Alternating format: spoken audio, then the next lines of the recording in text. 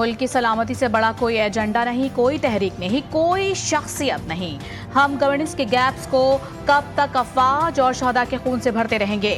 Army chief general Syed Asim Munir ने कौमी सलामती की पार्लिमानी कमेटी से खिताब करते हुए कहा कि हमको बेहतर गवर्नेंस और पाकिस्तान को हार्ड स्टेट बनाने की ज़रूरत है। ये हमारी और हमारी आने वाली नस्लों की बका की जंग है। पाकिस्तान के तहफ़्फ़ुज़ के लिए यकजुबां होकर, अपने सियासी और ज़ाती मफादात से बालातर होकर एक बयानिया अपनाना होगा।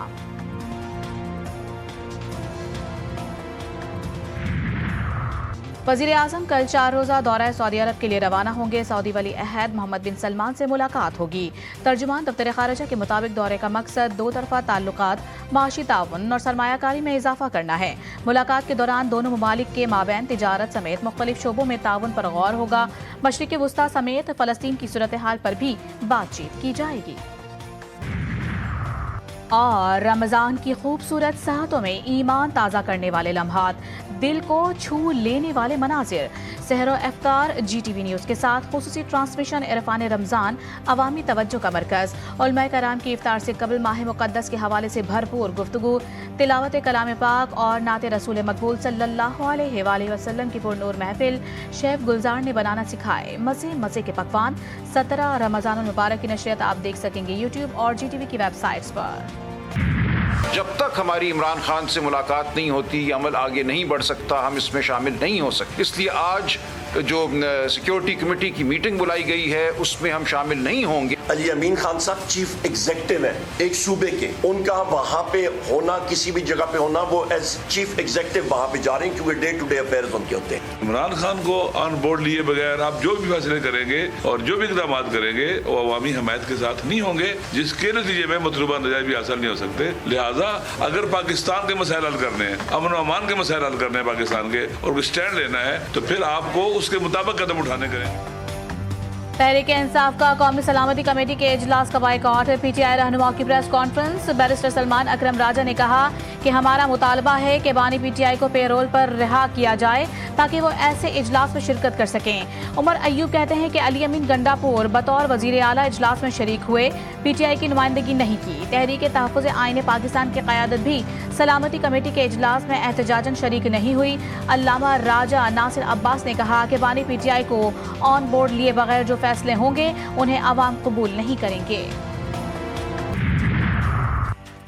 अफगानिस्तान दहशतगर्दों की आमाजगाह बन चुका। जो आग पाकिस्तान में लगी है, हमारे इर्द गिर्द रहने वाले मत समझें कि उन तक नहीं पहुंचेगी। कौमी सलामती की पार्लिमानी कमेटी के इजलास में चेयरमैन पीपल्स पार्टी बिलावल भुट्टो का खिताब। कहा कि दहशतगर्दों की माली मदद करने वालों का भी पता लगाना होगा।